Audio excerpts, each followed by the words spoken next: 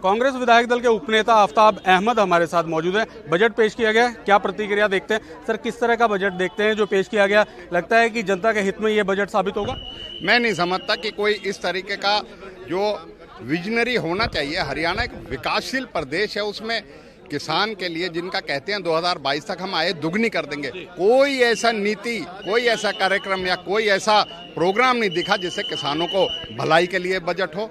ना शिक्षा और स्वास्थ्य की जो बात करते हैं उनमें भी किसी तरीके का कोई ऐसी नई परियोजना नहीं आई है। घाटा जरूर बढ़ा है, कैपिटल एक्सपेंडिचर जो है उसमें कमी आई है, लेकिन रेवेन्यू जो है, रिसीट्स है, उनमें भी जो है कमी आई है। मैं कहूँगा पूरी तरीके से ये बजट ना होके अपना एक राज्यपाल अभिभाषण था उसकी बी पार्ट हुआ, अपनी शेखी बगाड़ना और अपनी नीतियों को एक्सप्लेन करना कि इसमें क्या फायदा, लेकिन जो कि लेखा जोखा होना चाहिए था और भविष्य की नीति को किस तरीके से हरियाणा विकास करेगा उसके ऊपर होना चाहिए था। उसमें बिल्कुल पूरी तरह ये विफल रहा है आज का बजट। सर 1,55,000 करोड़ से ऊपर का ये बजट है।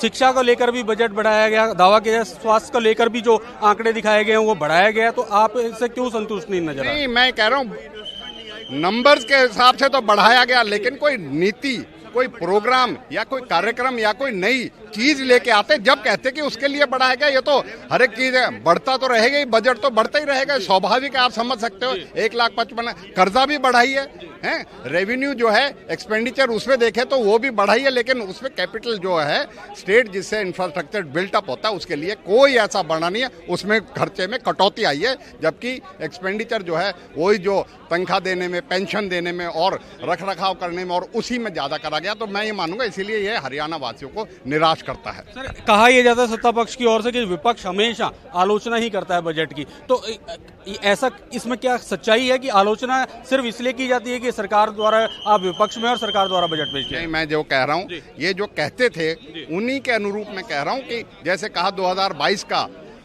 किसानों की आय दुगनी होंगी, तो 2022 अगले साल में इसी साल परियोजना आनी चाहिए थी, इसी साल कोई उनका रोड मैप आना चाहिए था, कार्यक्रम आने चाहिए, वो बिल्कुल नहीं है। तो इसीलिए मैं कहूँगा बिल्कुल लीपापोती करके अब राज्यपाल अभिभाषण में जिस तरीके से सरकार की जो चीजें आनी चाहिए वो भी इसमें आई, और अपना ये नीति से ये फायदा होगा, ये नीति से फायदा होगा, हमने ये कर दिया, उसके ऊपर ज्यादा था, आगे क्या होगा उसके ऊपर कम था, इसीलिए ये होगा। और आगे 3-4 दिनों में जब चर्चा होगी तो आपको स्पष्ट हो जाएगा, इसमें जो तथ्य होंगे वो सारे हम राज्य की जनता के सामने पेश करेंगे, किस तरीके से ये बजट पूर्ण तरीके से निराश करता है। कितने अंक देंगे 10 में से सर इसको, इस बजट को?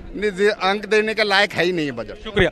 तो ये थे उपनेता आफ्ताब अहमद, जिनका ये कहना है कि ये जो बजट है ये अंक देने लायक नहीं है, इसको 0 से भी कम अंक उनके पास देने के लिए भी नहीं है। कैमरामैन करमवीर वाले के साथ ANV न्यूज के लिए अभिषेक तक्षक, चंडीगढ़। देश दुनिया की खबरों के लिए ANV न्यूज को सब्सक्राइब करें और बेल आइकन दबाएं।